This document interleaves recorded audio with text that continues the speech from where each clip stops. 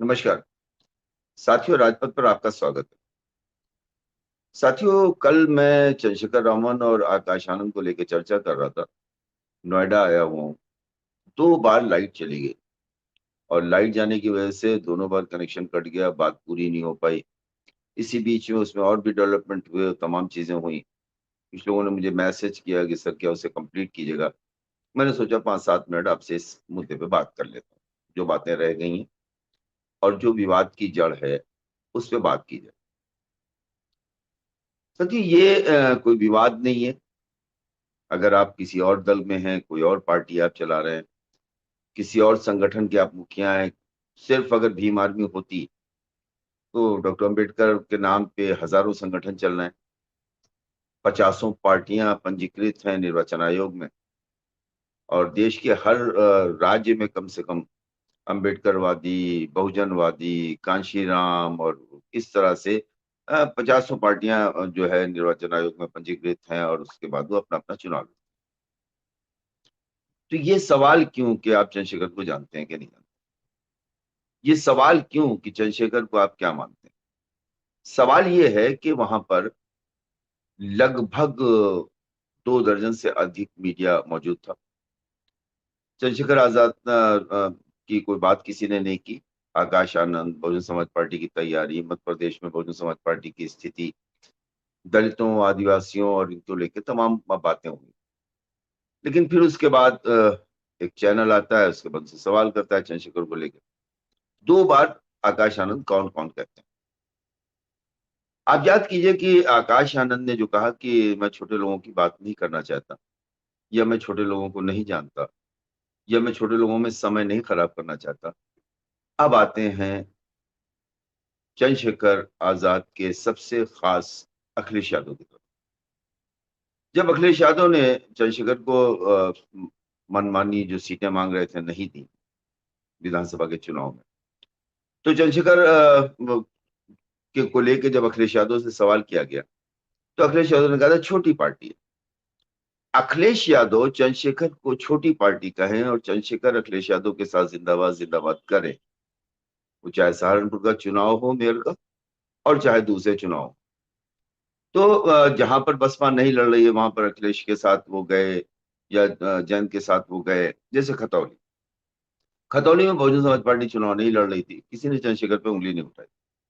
लेकिन जहां आपका उम्मीदवार नहीं है, बहुजन समाज पार्टी का उम्मीदवार है, वहां जाके आप अगर समाजवादी पार्टी की जो मुखिया अखिलेश यादव के साथ रैली करेंगे, रोड शो करेंगे, बातें करेंगे, और उसके बाद अगर कहा जाएगा कि मैं तो मायावती को अपनी गुरु मानता हूँ, आकाश आनंद मेरे भाई जैसा। उससे पहले का एक वीडियो देखें, सुमित का, आजकल बहुत वायरल, 2 साल पुराना वीडियो। उसमें वो चंद्रशेखर कह रहे हैं कि आकाश आनंद के बारे में कि आकाश आनंद क्या है, कोठी में रहने वाले आदमी है और 50-44 के टेम्परेचर में बाहर निकले तो धूप जब लगेगी तो पता चलेगा कि धूप क्या होती है। इस तरह की बातें उन्होंने आकाश आनंद को लेके की। अभी एक इंटरव्यू मैंने देख रहा था कुछ दिन पहले, 1-to-1 किया था, उनका अपना कोई हैंडल है उस पे ईडी, इनकम टैक्स, सीबीआई, डर, कोठी, इसमें मायावती पे सीधे टिप्पणी करते हुए आकाश आनंद वो आपको दिखाई देंगे चंद्रशेखर। तो चंद्रशेखर पर टिप्पणी इतना बड़ा वो तो है नहीं कि चंद्रशेखर पर अगर आकाश आनंद ने कह दिया कि मैं नहीं जानता हूं, तो उससे बुराई क्या है? नहीं जानते। जानना या ना जानना, अगर वो अपने दल के कार्यकर्ताओं को पूछा जाता, राम जी गौतम को जानते हो, घनश्याम खरवाल को जानते हो, या क्या कहते हैं मलूक नागर को जानते हो, या इमरान मसूद को जानते हो, उसका सवाल अगर वो दें कि मैं नहीं जानता, छोटे मोटे कार्यकर्ता है, तब तो ये बड़ी बात हो सकती है। लेकिन किसी भी अगर आकाश आनंद ये कहते हैं कि मैं चंद्रशेखर को नहीं जानता, तो इसमें कोई बुरा मानने की बात नहीं है। इसको इतना मुद्दा बनाने की क्या जरूरत है? आकाश आनंद अपनी पार्टी के राष्ट्रीय कोऑर्डिनेटर हैं, चंद्रशेखर अपनी पार्टी के राष्ट्रीय अध्यक्ष हैं। ये अलग बात है कि वो पार्टी राष्ट्रीय नहीं, क्षेत्रीय भी नहीं है, जिले की भी नहीं है। एक ब्लॉक या 2 ब्लॉक या जहां पर भी सीकर या राजस्थान या भरतपुर में जयंत चौधरी या उनके साथ जाके किसी घटना पे, फिर चंद्रशेखर का कल एक बयान, आकाश आनंद का कल एक बयान है। आकाश आनंद का कहना है कि ये जो तोड़ फोड़, मार धाड़, धरना प्रदर्शन, इससे हमारे लोगों पे मुकदमे होते हैं और हमारे लोग मुकदमे को जो है उसमें फंसते हैं, तो उसको उनके मुकदमे की उनकी जमानत कराने वाला कोई नहीं होती। इस तरह की कई घटनाएं हुई हैं, सहारनपुर से लेके शब्बीरपुर से लेके और तमाम दूसरी जगहों पे। जहां पर तमाम लोगों पे मुकदमे लिखे गए, FIR हुई, तो हम जेल गए और उनको बहुत ज्यादा दिक्कतों का सामना करना। तो ये जिसे मीडिया जो कहता था आकाश आनंद मीडिया से बात नहीं करते हैं, आकाश आनंद जो है वो मीडिया से संबोधित नहीं करते हैं, आकाश आनंद कहीं जाते नहीं, आते नहीं। और जब आकाश आनंद मीडिया से बात करते हैं और मीडिया से बात करने में वो अपनी पूरी बात करते हैं, इतना बड़ा भोपाल का कार्यक्रम जहां मैंने भी मेरे चैनल से गौरव पाल गए थे, उन्होंने 6-7 लाइव वहां से किए राजपथ के लिए। उसके बाद उन्होंने आकाश आनंद से 1-to-1 किया, अलग से आकाश आनंद ने बात की राजपथ से। और वहां जाके देखा इतना बड़ा कार्यक्रम, तो उस कार्यक्रम की जगह पर चंद्रशेखर को आप जानते हैं नहीं जानते हैं। मुझे लगता है कि ये मीडिया का एक दोहरापन है। ये जो है, आप आकाश आनंद को मत जानिए, आकाश आनंद चंद्रशेखर को न जाने, उसके बाद जनता तय कर देगी कौन कहाँ खड़ा है। मैं ये बात बार बार कहता हूँ कि आकाश आनंद चंद्रशेखर में बड़ा अंतर है। चंद्रशेखर जो है वो कुछ भी बोल सकते हैं, कहीं भी बोल सकते हैं, कुछ भी कह सकते हैं। इसलिए चंद्रशेखर अपनी पार्टी के राष्ट्रीय अध्यक्ष हैं, उनकी अपनी पार्टी है, उनका अपना संगठन है, भीम आर्मी है, और उनकी जबान पकड़ने वाला कोई नहीं है। लेकिन अगर आकाश आनंद कुछ कहेंगे तो वो बात, चूंकि राष्ट्रीय कोऑर्डिनेटर है बहुजन समाज पार्टी के, वो बात बहुजन समाज पार्टी की कही हुई बात मानी जाएगी, जिसकी धमक दूर तक जाएगी। तो आकाश आनंद को मीडिया से इसलिए बचना पड़ता है कि उनको जो भी कहना है वो बहुत सोच समझ के कहना है। युवा हैं, ऑक्सफोर्ड से पढ़ के आए हैं, अभी ट्रेनिंग पीरियड है उनका। तो ऐसे में आकाश आनंद मीडिया से अगर रूबरू नहीं होते हैं, तो उसकी वजह यही है कि आकाश आनंद की कही की कोई भी बात दूर तक धमक जाएगी, और चंद्रशेखर की कही हुई कोई भी बात चंद्रशेखर की अपनी बात मानी जाएगी। चंद्रशेखर रावण की कही हुई बात ना अखिलेश की मानी जाएगी, ना जयंत की मानी जाएगी, ना मायावती की मानी जाएगी। तो ये हुआ चंद्रशेखर और आकाश आनंद का, ये जो कल बात हो रही थी। इसमें सबसे बड़ी बात यह है कि जब जिस अखिलेश यादव के बारे में चंद्रशेखर ने कहा कि उन्होंने मेरा अपमान किया, अपमानित किया और रो के कहा, और जिस अखिलेश यादव ने चंद्रशेखर की पार्टी, चंद्रशेखर को छोटी पार्टी, छोटी बताया, उनको लेके आज वो चंद्रशेखर उन्हीं के साथ है। ये सवाल बनता है, अगर बहुजन समाज इस सवाल को उठाता है तो मुझे लगता है कि सही सवाल उठाता है। मैं खुद भी चंद्रशेखर के बारे में आकाश आनंद की टिप्पणी से सहमत नहीं हूँ। कोई कह सकते थे कि हजारों संगठन चल रहे हैं बहुजन समाज के नाम पे, हजारों संगठन चल रहे हैं डॉक्टर अम्बेडकर के नाम पे, हजारों संगठन चल रहे हैं फुले और चाऊ के नाम पे। उसमें एक संगठन और है, हाँ चल रहा है, खत्म हो जाती बात। छोटे लोग कहना भी उनको शोभा नहीं देता है। मैं खुद भी इसके पक्ष में नहीं हूँ। मैं उस कमेंट को व्यक्तिगत रूप से, एक पत्रकार की हैसियत से, एक व्यक्तिगत रूप से मुझे वो कमेंट जचा नहीं। लेकिन ये कह देना कि मैं नहीं जानता हूँ, इसका कोई मतलब नहीं बनता है, क्योंकि जो आपकी पार्टी में नहीं है उसको आप जानिए न जानिए, आपका अपना मत है। उसको जरूरी नहीं है कि आकाश आनंद जो है वो चंद्रशेखर को जाने, या कोई भी व्यक्ति आकाश आनंद को जाने। चंद्रशेखर भी कह सकते हैं मैं आकाश आनंद को नहीं जानता, कोई फर्क नहीं पड़ता उससे। ये कोई मुद्दा नहीं है। हाँ, अगर अखिलेश यादव कहते हैं कि छोटी पार्टी, छोटे लोग, तो अखिलेश यादव कहते हैं तो गलत है, क्योंकि अखिलेश यादव आज उनके साथ हैं। और चंद्रशेखर का ये कहना कि मायावती मेरी माँ जैसी है, मायावती मेरी गुरु है, और उसी अपने गुरु, अपने माँ जैसी पे उन्होंने ईडी, इनकम टैक्स और तमाम तरह की बातें कही। कोठी वाली कहा, न निकलने वाली कहा, कोठी से न निकलने वाली कहने पे ये भी कहा उन्होंने। तो ये तो राजनीति में जब हैं आप ध्रुव विरोधी हैं, वो अलग बात है कि बहुजन समाज चूंकि नाराज हो जाएगा अगर आप मायावती को कुछ कहेंगे, इसलिए आप घुमा फिरा के कहने का प्रयास करते हैं, स्पष्ट नहीं कहते। सवाल ये है कि आकाश आनंद कैसा कर रहे हैं। मैं व्यक्तिगत रूप से मैं खुद भी तमाम चैनल्स पे कहता था कि आकाश आनंद में अभी वो बात नहीं, आकाश आनंद बोल नहीं पाते आकाश आनंद। लेकिन मैंने जब अपने ही चैनल पे 1-to-1 करते हुए गौरव पाल को देखा उनको, मुझे लगा बोल सकते हैं, ट्रेनिंग की जरूरत है। मुझे लगा कि आकाश आनंद सही कर रहे हैं। मुझे लगा कि आकाश आनंद जिस तरह से झुक झुक के लोगों से मिलते हैं, पैर छूते हैं, बुजुर्गों से झुक के मिलते हैं, महिलाओं से सर पे हाथ रखवाते हैं, एक उनकी जो वो है बॉडी लैंग्वेज अच्छी लगी। आकाश आनंद अच्छा कर सकते हो। और कोई भी देखिए, ऐसा है ना कि दलित मूवमेंट, डॉक्टर अम्बेडकर की पार्टी खत्म हो गई आरपीआई। काशीराम, डॉक्टर अम्बेडकर ने हमेशा कहा था मुझे पढ़े लिखे लोगों ने धोखा दिया। काशीराम ने जो मूवमेंट अपना चलाया, तो आप समझिए कितने साल तक वो मूवमेंट चलाते रहे। DS4 चलाया, बाम सेव चलाया, और उसके बाद फिर आगे बहुजन समाज पार्टी बनाई। मैं कहता हूँ, अक्सर कहता हूँ कि चंद्रशेखर जल्दी में, चंद्रशेखर जल्दबाजी में, अगर चंद्रशेखर जल्दी में ना होते, सिर्फ धीर मार चला रहे होते, तो आज चंद्रशेखर की एक हैसियत हो। क्योंकि एक ठप्पा लग जाने के बाद उन दलों का ठप्पा, जो आपके दलित विरोधी हैं, जो आपके पिछड़ा विरोधी हैं, जो आपके संविधान विरोधी हैं, उन दलों के साथ अगर आप खड़े होते हैं तो आपके साथ दिक्कत आती है। काशीराम या मायावती कभी ऐसे दलों के साथ खड़े नहीं हुए, कभी उन्होंने सरेंडर नहीं किया। और यही बहुजन समाज पार्टी को शायद मजबूत बनाती है, जैसे ग्राउंड पे दिखाई देता है। अगर बहुजन समाज पार्टी पर जान छिड़कने वाले लोग हैं, तो उसकी वजह यही है कि कभी भी गिर के और झुक के समझौता ना काशीराम ने किया, ना मायावती ने किया। चंद्रशेखर शायद जल्दी में है, वो केसीआर तक के पास पहुंच जाते हैं। केसीआर कौन? केसीआर वो जो तेलंगाना में बैठ के संविधान बदलने की बात कर, उनके पास चले जाते हैं, उनसे चादर पहन ओढ़ लेते हैं, दुपट्टा ओढ़ लेते हैं, या जो भी वहां का अंग वस्त्रम होता है उसे पहन लेते हैं। तो सवाल तो उठना लाजमी है, सवाल तो उठेगा। तो चंद्रशेखर को लेके अगर आकाश आनंद ने कहा कि मैं नहीं जानता, तो इसमें इतना बड़ा मुद्दा नहीं है, क्योंकि छोटा जो कहा उन्होंने, तो अखिलेश यादव भी कह चुके हैं छोटी पार्टी, छोटी सी पार्टी। तो अखिलेश यादव जिसको छोटी पार्टी कह चुके हैं, उसको अगर आकाश आनंद ने भी छोटा कह दिया, तो इसमें कोई बुरा मानने की बात नहीं। लेकिन मैं सहमत नहीं, मैं उनके शब्दों से सहमत नहीं। शब्द बदले जा सकते हैं, लेकिन बात जहां तक है कि संघर्षों से निकले हुए चंद्रशेखर, और उनका संघर्ष दलित उत्पीड़न और दलित आंदोलन से शुरू होता है, फिर गुर्जर आंदोलन में भी शामिल हो जाता है, जाट आंदोलन में भी शामिल हो जाता है, और तमाम दूसरे आंदोलन में वो शिरकत करने लगते हैं। जो इस तरह से वो सिर्फ दलित आंदोलन नहीं, बल्कि हर आंदोलन में दिखाई देते हैं। मेयर भोज के मामले में छत्रियों से सीधे सीधे मोर्चा ले लेते हैं, और उनके ऊपर हमला भी होता है। वो भी क्षत्रिय लोग करते हैं, क्योंकि भाषा शैली, समय बदल गया, जमाना बदल गया। आप अगर देखिए, तो मैंने एक बार राजपथ पर एक कैडर कैंप की फोटो वीडियो डाली थी। शायद कोई दिलीप कुमार विमल जोन कोऑर्डिनेटर है फैजाबाद के, उनका भी वीडियो था, मेरे पास लीक होके आया था। किस तरह से जो है बहुजन समाज से बात की जाती है, तैयार किया जाता है, महापुरुषों की बात होती है, और किस तरह से बहुजन मूवमेंट के बारे में जानकारी दी जाती है।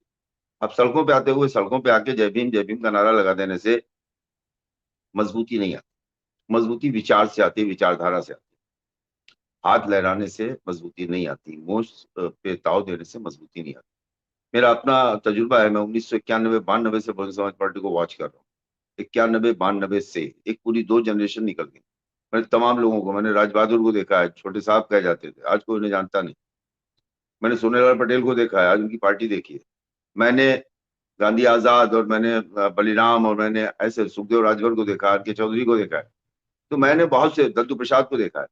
तो ये वो लोग हैं जिनकी अपनी एक हैसियत थी, आज गायब हो गए। तो एक बड़ा संगठन होता है, बड़ा निशान होता है।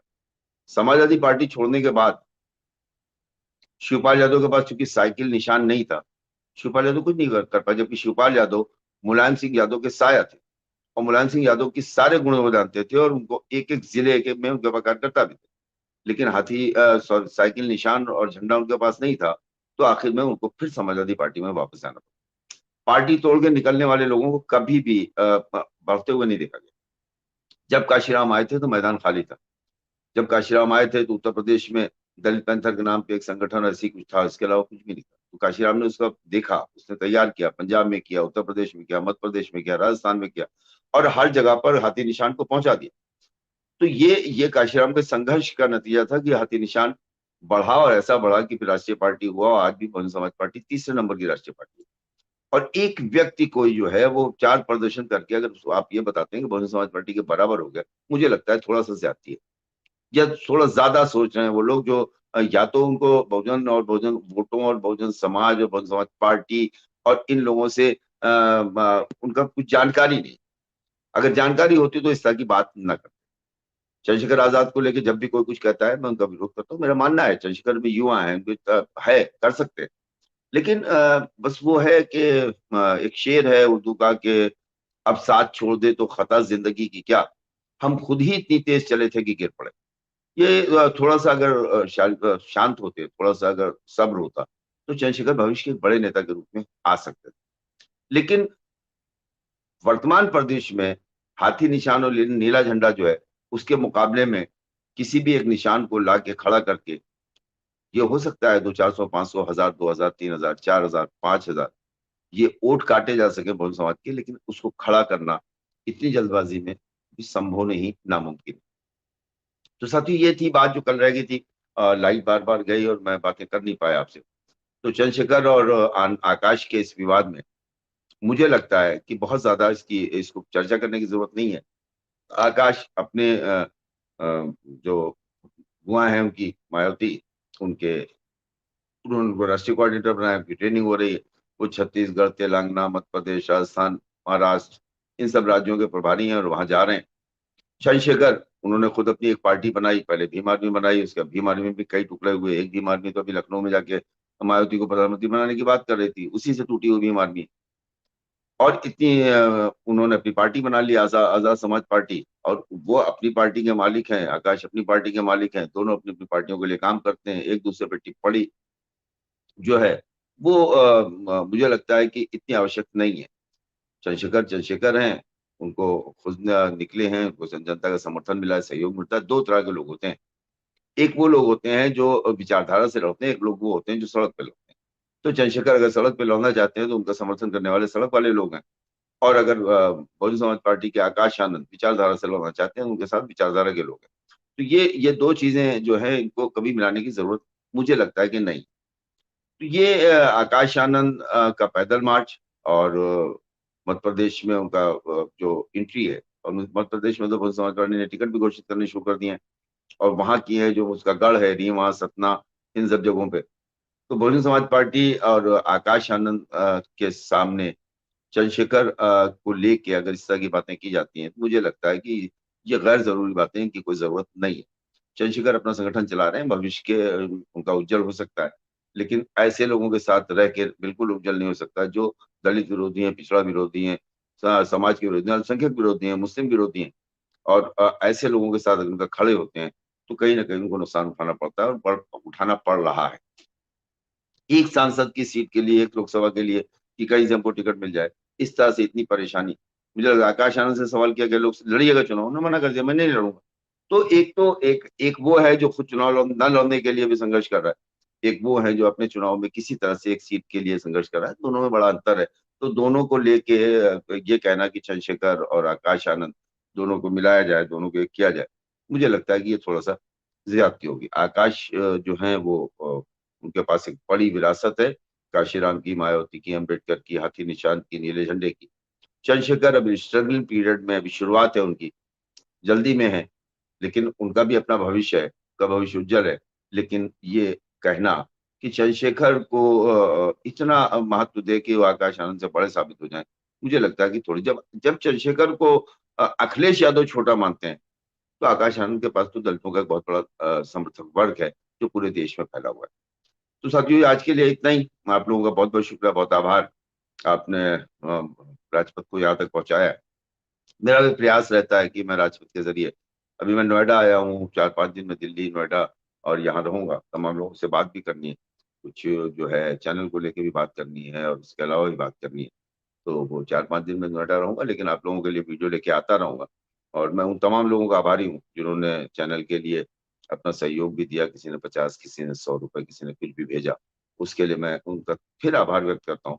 और ये यही आपकी जो पूंजी है, यही आपकी ताकत जो मुझे मजबूत बनाती है। और मैं इन सब चीजों को लेके बहुत कोशिश करता हूँ। मैंने मध्य प्रदेश में जाके गौरव पाल ने किया, 7 वीडियो ने लाइव किए, और शायद ही दलित दस्तक या किसी बड़े बड़े चैनल ने इतने इतने वीडियो लाइव नहीं किए होंगे जितने लाइव जो है वो करते रहे, राजपथ पे हुए हैं, वो किए हैं गौरव पाल। लोगों ने किए हैं, रिकॉर्डेड किए हैं, लेकिन राजपथ ने लाइव किया है, लखनऊ से भोपाल जाके किया। कोशिश है कि इसको और अच्छा किया जाए। ये बगैर आपके सहयोग के संभव नहीं है, तो आपका सहयोग हमेशा जो है वो अपेक्षित है, और मैं आपका आभारी हूँ। चैनल को लाइक करते हैं, सब्सक्राइब करते हैं, आप लोग शेयर करते हैं। बहुत बहुत आभार आपका। नमस्कार।